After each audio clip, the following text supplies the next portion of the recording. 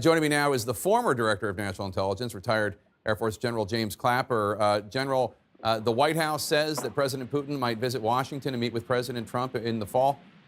What's your take on that idea? Well, I guess I kind of have the same nonplussed reaction as Dan Coates did.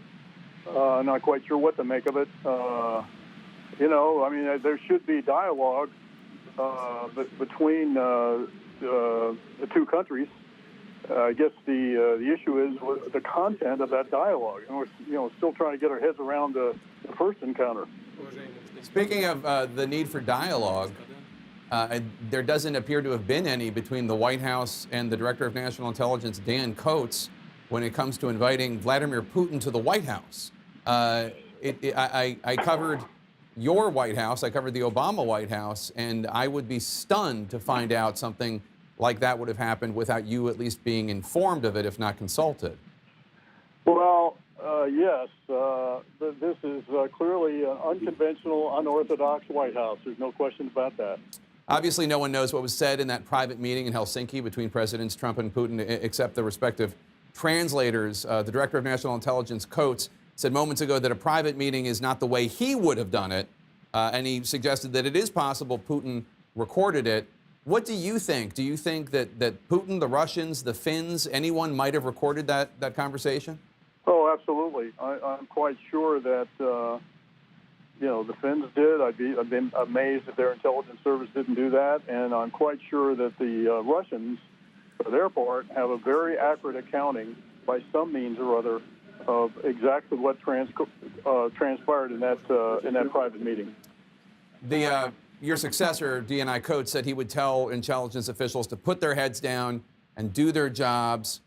How difficult is it for intelligence officials to do their jobs when they hear these types of comments from President Trump doubting their work openly?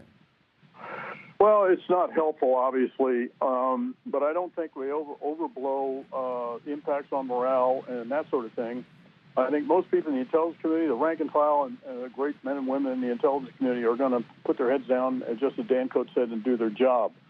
And it's up to him, and that's why the position he's in is so important, as well as others like Chris Wray, the director of the FBI, to provide as much as they can, to the extent that they can, the top cover, so that the great work and the crucial work of the intelligence community can go on.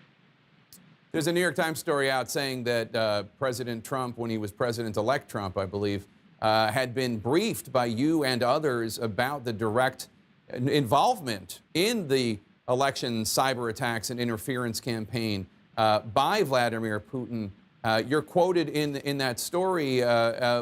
What do you want to say about that? What can you tell us?